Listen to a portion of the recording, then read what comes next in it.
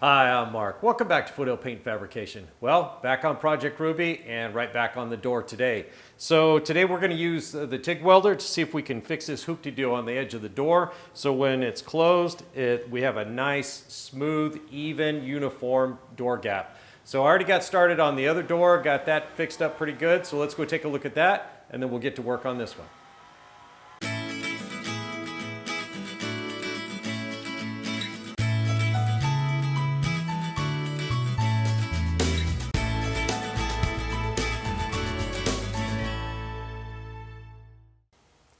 Okay guys, this is the driver's door, and as you can see by my chalk marks here, that was the area I needed to work in to fill. So it came out really nice. I did it last night, and I just took the TIG welder and welded right on the edge. It took a couple of passes to build it up right, but it came out really nice, as you can tell, or you can't tell. If I didn't tell you that I welded a bead on there, you wouldn't know, right? And that's the whole idea. It took some sanding, but a lot of hand filing, because you got to hand file these. You can't do it with a power tool. It's got to be hand work. So, and if I take the straight edge here and put it right on there, now we're perfectly flat. So that's perfect, and I'm really happy with this one. The other one is going to be a little bit bigger, but it'd be pretty much the same thing. I did this kind of standing up on the rack here. That one's going to be completely vertical. It might be a little different, but I'm pretty sure we can get the same kind of results. All right guys, here's our work area, but we got to define it better. We just don't want to weld where we don't need to, but we will need to start above and finish below so we can blend it in real nice. Now, I took a DA and I DA'd this real nice, nice and clean all the way around, so it should weld up really nice. I've got the lights off and I got a little light back behind here, and I grabbed my dad's old level and I just ran the file over it and ran a straight edge on both sides to make sure it was perfectly straight. It needed a little bit of fine tuning, and I don't know if you guys can make that out. I'll try to hold it and get my head out of the way here, but I don't know if you guys can see inside there, but the gap is right here. So if I hold this just right, just square on the edge, and look down through there, my head's in the way, I apologize. So there's one edge of it where we need to weld, and the other one's right about there, and that's giving us a little bit of extra, so we'll be going past that a little bit. So not too bad, not too bad. The other one was a little bit smaller, I think, but pretty close to this size as well. It's interesting, I can run my thumb on there and I can feel it dip right here. That's how much your hands can feel stuff, and even if I shut my eyes, it's in the same spot. So let's go and get the TIG welder out, and we're going to figure out how to keep this from warping, and then run some beads down here and start sanding and filing. Okay guys, we're just about ready to run a couple of beads down here. Now I'm pretty sure I'll need to run a bead, just around the corner here, so we have plenty to file smooth this way, and then run one kind of on the inside, and that way we have something to file on the inside as well. Otherwise there could be voids along this edge, and we don't want that. So it's probably going to take two passes, or maybe just one pass and then a little fill in here and there. Now you can do this with a MIG welder. I've done it in the past. One thing to remember is just hold your stick out a little bit farther. Practice on the edge of some, like this is bent over here sandwiching another piece. So it's kind of thick right there. So grab a piece of, I don't know, 14 gauge if you've got it, and just try building up the edge and just get a little practice before you, go after your doors. Just give you some confidence in how to lay the bead down. And you just want to run a short one, let it cool, run a short one, let it cool, and just build that up, and then you can start sanding and then filing. It'll be just fine. Now, warpage with the MIG welder is going to be hotter or more because of the heat. The TIG welder will be less, but we're still concerned about warpage, right? You don't want to build a bunch of heat right here and have a big old bubble show up or something over here. Now, this door's been through enough. We don't need to add any more to it. So the TIG welder will be cooler, a little be safer, and this is pretty robust right here because the inner structure is all crimped together. But just to make sure we don't have any, little insurance, I took a piece of copper pipe, just 1/2 inch copper pipe. I took the cutter and I cut it right down the middle, and then just hammered it flat, okay? And so what we're gonna do is I'm just gonna take some Cleco clamps here. You could use anything. And I'm just gonna clamp this on just outside of my weld area so there's no, contaminants or anything like that. And then we're just going to use this to draw all the heat away. Just like that. So that copper will conduct that heat really readily. It's pulled up against the sheet metal. It's near to where we're welding, not so close that it's going to, cause it to outgas or something. And then I can still see my witness mark, so I know about where to start and where to stop. So that should help quite a bit, because this will really soak that heat, and it'll go both directions and help dissipate it. And we're not going to, go, blazing hot on this. We're welding the edge. So let me go ahead and get the TIG welder out, and we'll get some beads on here. All right, let's see what we can do here.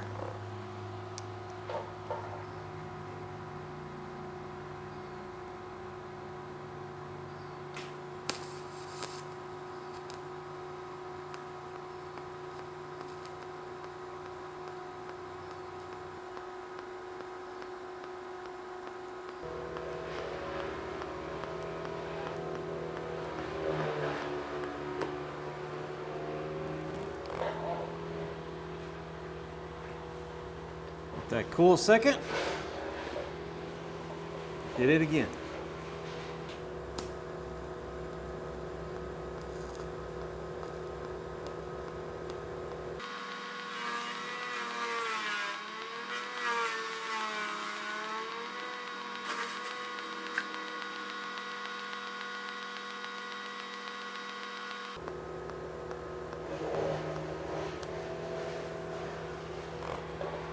Okay, past both lines. I'm gonna switch over and do the inside. I won't film any of that, and then we'll take a look at it.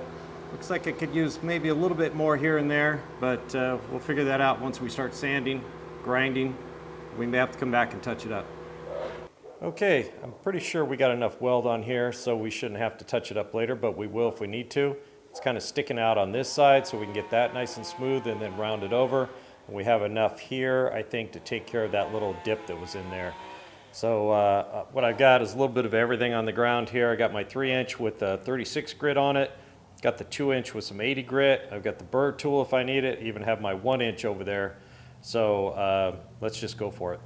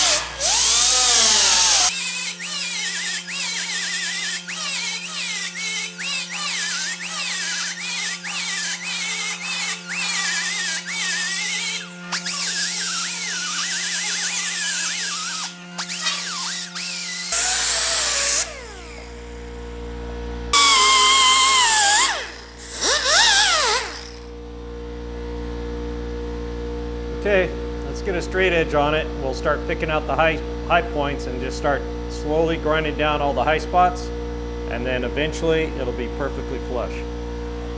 All right, we're not looking too bad. Hold the straight edge up there. You guys can see the light coming through, I hope. There you go.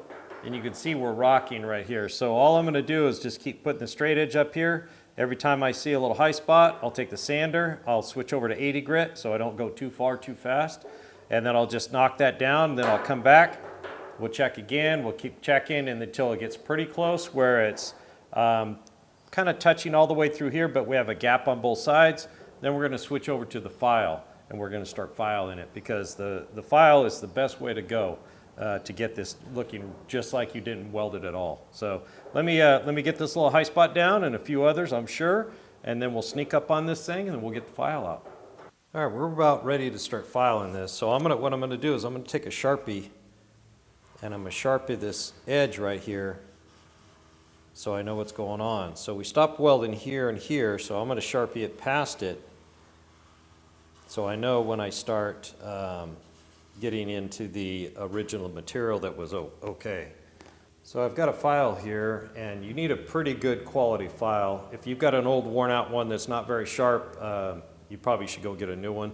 Harbor Freight has them. Now this one's pretty long. This was actually my dad's. It could be sharper. It's really old, but I keep it pretty clean and it should do the job here. So we're just gonna kind of lay it flat across here and make a couple of passes like that, and then we're gonna start looking where the Sharpie's disappearing from. And if it's disappearing up here and not here, then we know we gotta clean this off and put another pass on there with the TIG welder. But it looks like we're hitting. So I'm gonna just start filing this carefully.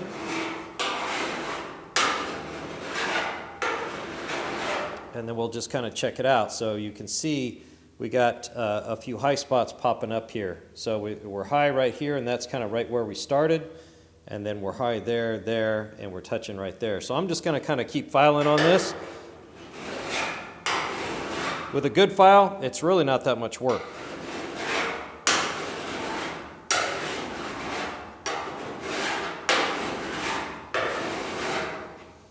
And then we can see it's starting to get longer here. We got a short black area right here. I don't know if you guys can see that little high spot there. So they're low in between. So if these lows don't come out when this starts to touch all the way, then we have to add a little more material.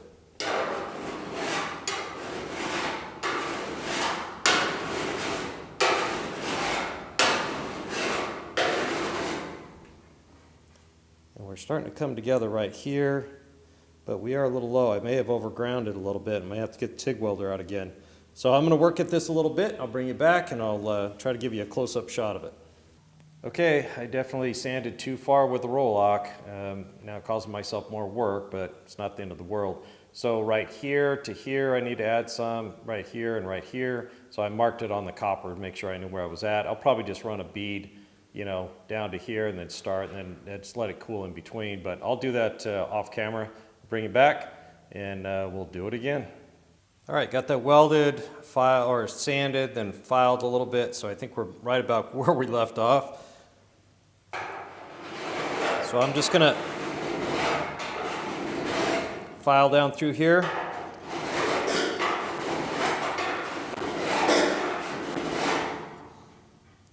I don't know if you guys can tell, but so now we're touching all the way around here. We're a little low there, and we're touching right here, and we're a little low right there. So let me keep filing a little bit.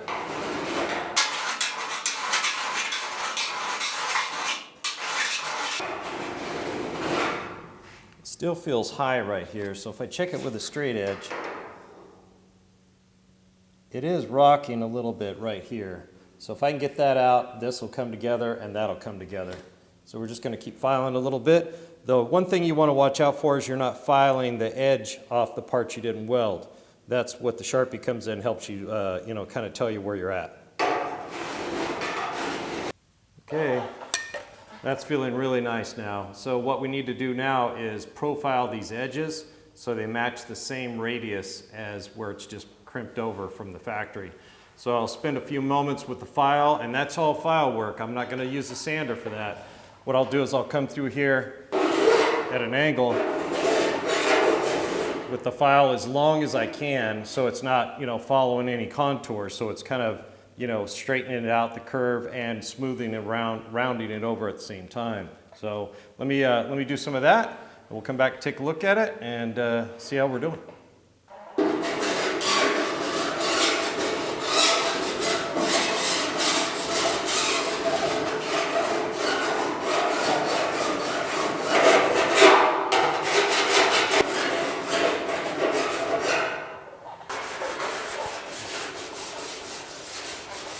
All right, I think we're looking pretty good. Couple little tiny low spots in here, but we may need to hammer this out a little bit once we get it back up to the quarter panel. Not to mention the epoxy will take care of those, but just using a old block of wood here to sand it, get the final sand on it, even on steel, and it smooths it out real nice. So let's take a close-up look at it and then close the door and see how we did. Looks pretty good. It's pretty, got a nice radius on it. Try to match, you know, what's on top and bottom here. We can always fine-tune that a little bit later, but it's looking pretty good. No warpage. Feeling really good right there on the inside here. Let me turn this light on.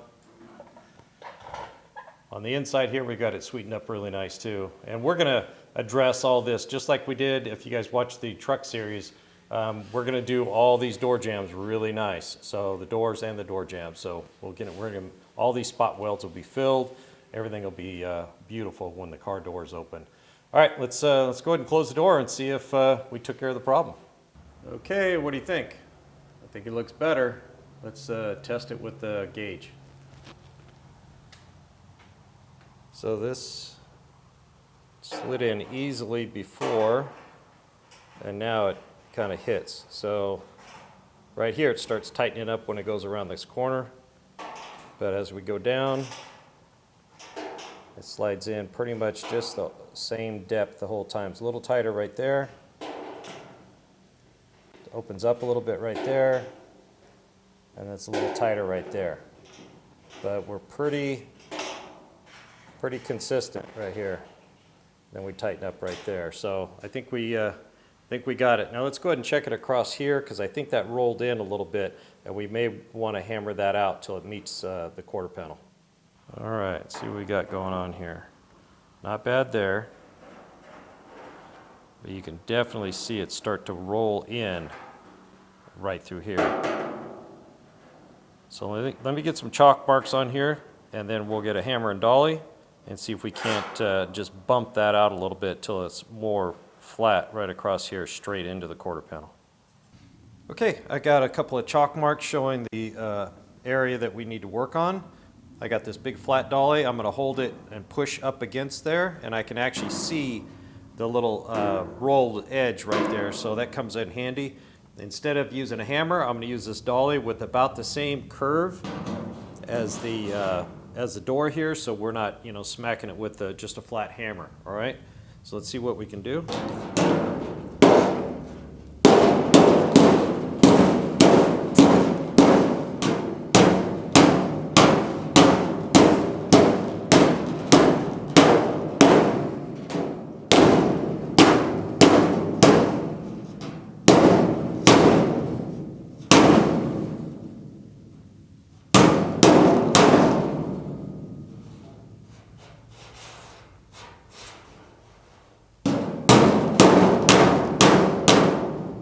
A little bit more right here. All right, let me take a look real quick, and then we'll just keep that up. Okay, that's where our line was, where we started. That's looking pretty good. Starts to creep open a little bit. You see how it tapers off. So what I think we need to do is just kind of re-evaluate it and put some new chalk marks, and then just do that all over again. Just kind of work this area right here, I think, from about here up is what it needs. So I'm going to keep it up. I'll bring you back, and then we'll take a look at it. Okay, guys, I think we just about got it here. Let's put the straight edge up on here. So going from down here, and I want to slide it way over here because this quarter panel starts to bubble out over here on the body line. So if we go just a little bit in, it's fitting really tight right there. If I can keep the camera still, and you can see it's looking really good. Let's slide back over, trying to creep over a little bit. Let's see how tight that is. We're looking really good. I'm really happy with that. So I think we've got that beat. This gap is nice and uniform throughout here. Now it is tighter up here than it is throughout the rest of it, but it is uniform, and it's looking really good. So if we sight down it, after we bump that out, everything's still looking really good, and I'm super happy with that. Now, there's going to be a little bit of variation between these two. When you're blocking out, you'll block across these and get these to line up really nice. That's not an issue. The one issue you would have if you had a lot of filler right on the edge right here, you would notice the edge of the door getting fatter and skinnier. And I've seen that. I've been at car shows, and I looked this way and I could see it, and I'm like, wow, that's kind of messy. But I mean, it looked flat on the exterior, so it's not that big a deal for them. But for me, I don't want that. Now, having it tighter up here than it is throughout the rest, that's not good. I mean, it looks really good, don't get me wrong, I'm really happy, but I'd like it to be a little nicer. So just adding more to this, welding onto that, to me, it's not worth it. But what I can do is add on to the inside of the quarter panel with metal reinforced body filler. And some guys will throw a fit, oh, you can't do that, it'll chip off. You know, what happens if you bump it with something hard, it's gonna chip a corner off. Well, if you hit it with something hard, you're gonna chip the paint off, and I still have to do a repair. And if you hit it hard enough to knock that metal reinforced body filler off there, you're gonna put a dent in that corner. That stuff is tough. So, and I have no qualms with using it, and we'd only be adding just a minuscule amount. You know, once we get the epoxy on here, that I will consider doing that. The other option is actually grinding this away all the way along here, then putting a bead over the top, then filing, you know, sanding and filing it till everything matches exactly. And that's pretty extreme too. That's way more extreme than adding a little bit of metal reinforced body filler on right here. So you could even lead it if you wanted to. You know, you could do a lot of things. Because this is a rigid location, it does not flex, so you don't need lightweight, flexible body filler. You can use something that does not flex. So, but we can't get to that point until we know where this door is going to end up this way, and we won't know that until we get the fenders mocked up, the windshield wiper cowl, and everything together, because these all get lined together too. Then we can start thinking about where this door is going to land, left or right. Is it going to go that way 1/16 of an inch? Is it going to come this way? Which way is it going to go? Then we'll know exactly what we're dealing with over here and up here. And then we can move forward. But I think it's in a pretty good spot right now. And I don't know about you guys, I think that door gap looks damn good to me. All right, guys, I think that pretty much wraps up this video on getting that hoop-de-doo out of the edge of the door and getting a nice, even door gap all the way down. Really happy the way it's looking. This side of the door is looking really good. The other end, not so much, but we really can't get to work on that until we get those fenders mocked up and kind of move forward on that. But that'll be coming up soon enough. Thanks for joining me here at Foothill Paint Fabrication. Don't forget to hit the like and subscribe button if you haven't already. Mash that bell and drop me a comment. I'd love to hear from you. We'll see you on the next one.